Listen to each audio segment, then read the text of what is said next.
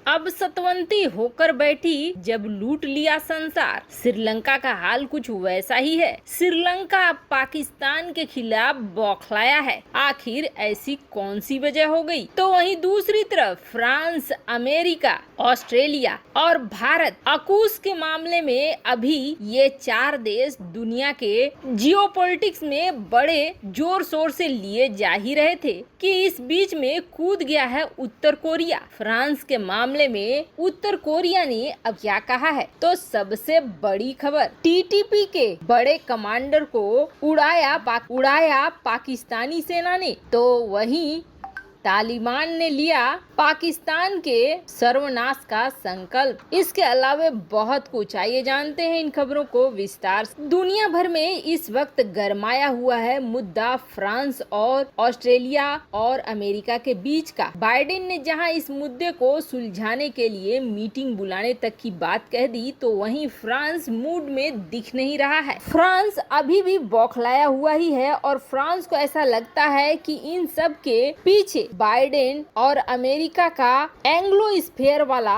Policy है। आपको बता दें, एंग्लो स्फीयर के तहत कुछ ही देश हैं जिसे अमेरिका अपनी श्रेणी में मानता है और जब भी कोई बड़े फैसले लेने होते हैं तो वो इन कुछ देशों के पास ही जाता है। सिर्फ सबमरीन्स नहीं बल्कि जियोपॉलिटिक्स में भी जब बड़ा फैसला लेना होता है तो अमेरिका सिर्फ एंग्लो स्फीयर देशों के तरफ देखता है। उस वक्त यूरोप के देश छूट जाते हैं। फ्रांस के गुस्से की वजह ये भी है। पर इस मामले में जहां चीन भड़का ही था, चीन ने ऑस्ट्रेलिया को ये धमकी दे दी कि तुमने न्यूक्लियर पनडुब्बी बनाने की डील तो कर ली है और अकूस को फॉर्म तो कर लिया है, लेकिन अब तुम ही बनोगे परमाणु हमले का शिकार। तो अब चीन का साथ देने के लिए उत्तर कोरिया भी उतर के आ गया है। लेकिन उत्तर कोरिया का तानाशाह जब बोलता है तो उसे यही कह सकेंगे कि सूप बोली तो बोली, चलनी भी बोली। दरअसल उत्तर कोरिया ने ये कहा है कि ये जो समझौता हुआ है अमेरिका, ब्रिटेन और ऑस्ट्रेलिया के बीच, ये बेहद खतरनाक है और अब एशिया प्रशांत में सुरक्षा संतुलन बिगड़ जाएगा।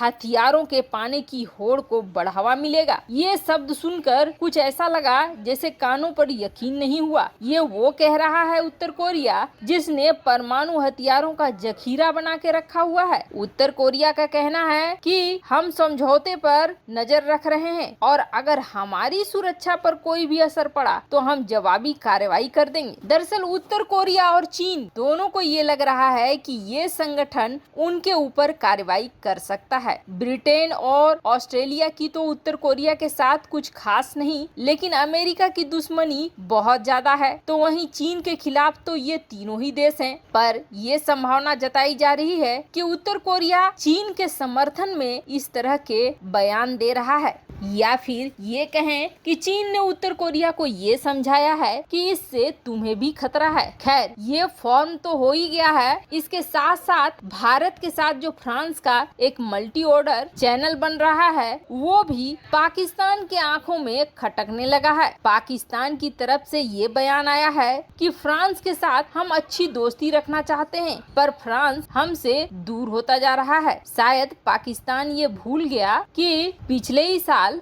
पैगंबर मोहम्मद के विवाद पे पाकिस्तान ने अपने देश में बड़ा विवाद खड़ा कर दिया था और पाकिस्तान तो फ्रांस की घेराबंदी पर भी आ गया था, व्यापार करने से भी मना कर दिया था। वहीं दूसरी तरफ अब श्रीलंका को गुस्सा आया है पाकिस्तान के ऊपर पीओके को लेकर। इस गुस्से से पहले आप ये जान लीजिए कि पाकिस्तान पूरी दुनिया में बदनाम हो रहा है आतंक को लेकर और यही वजह है कि न्यूजीलैंड की टीम आखिरी मोमेंट पर निकल गई और इसके बाद ही एक लेबल लग गया है कि पाकिस्तान आतंकी देश है। अफगानिस्तान में तो बुद्ध की प्रतिमाएं तोड़ी ही जाती थी, पाकिस्तान में भी ये चलन बहुत ज्यादा बढ़ गया है। और आपको बता दें, पाकिस्तान ने बुद्ध की मूर्तियों को तोड़ दिया, पेंटिंग्स को काले रंग से पोत दिया या फिर उसमें पाकिस्तान के झंडे बना दिए। ये काम कट्टरपंथी बहुत ज्यादा कर रहे हैं। इसके लिए कोई रोक टोक पाकिस्तान में है नहीं। कुछ लोग भले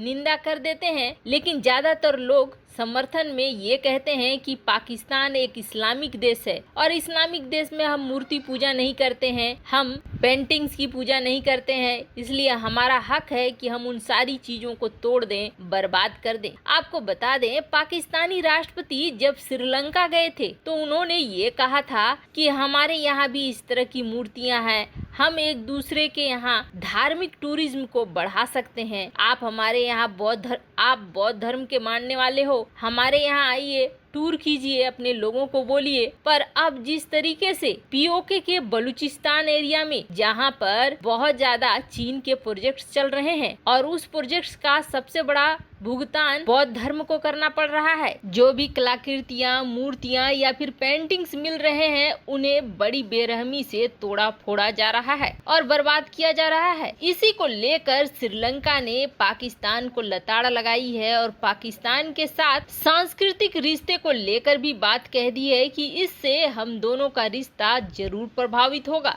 खैर, आपको बता दें, पाकिस्तान का चेहरा दुनिया के सामने तो अब आ ही रहा है हर मामले में, पर वहीं पाकिस्तान की तबाही निश्चित है। ऐसा इसलिए क्योंकि टीटीपी और पाकिस्तान के बीच लंबी लड़ाई चल रही है। ये जो मदरसा हमने आपको दिखलाया था जिसमें तालिबान के झंडे लहराए गए थे, इन झंडों को 3 बार उतारा गया, यहाँ तक कि इस मदरसा के संचालक को भी पकड़ लिया गया। पर इस संचालक ने ये कहा है तुम्हें टीटीपी सबक सिखाएगा। अब इसका मतलब ये समझ लीजिए कि पाकिस्तान का एक बड़ा धड़ा टीटीपी का समर्थक बन गया है। इसी क्रम में पाकिस्तानी सेना ने टीटीपी के एक बड़े कमांडर को ठोक दिया है, जिसके बाद टीटीपी ने ये प्रण ले लिया है कि पाकिस्तान को तबाह करके रहेगा। एक तरफ जहाँ पाकिस्तान में लगातार हमले हो रहे हैं, लगभग रोज हमले हो रहे हैं, तो वहीं दूसरी तरफ अफगानिस्तान में भी तालिबान को ठोकने का कार्यक्रम चालू है। अब तालिबान के काफिले पे जो हमला हुआ था उसके 48 घंटे बाद फिर से हमला हो गया है और करीब 50 तालिबानी लड़ाकों को ऊपर पहुंचा दिया है। अब इसके लिए जिम्मेदारी किसने ली है, तो आपको बता दें, इसकी जिम्मेदारी ली है इस्लामिक स्टेट ने। अब दिखने लगा है तालिबान की सरकार डगमग वाली स्थिति में पहुंच गई है और यहाँ गृह युद्ध के आसार बन रहे हैं। वैसे इस पूरे इलाके को अशांत करने और पूरी दुनिया में इस तरह की तबाही फैलाने का जिम्मेदार आप किस देश को मानते हैं? कमेंट कर अपनी राय जरूर बताइएगा। जल्द मिलते हैं अगले वीडियो में नई खबर के साथ।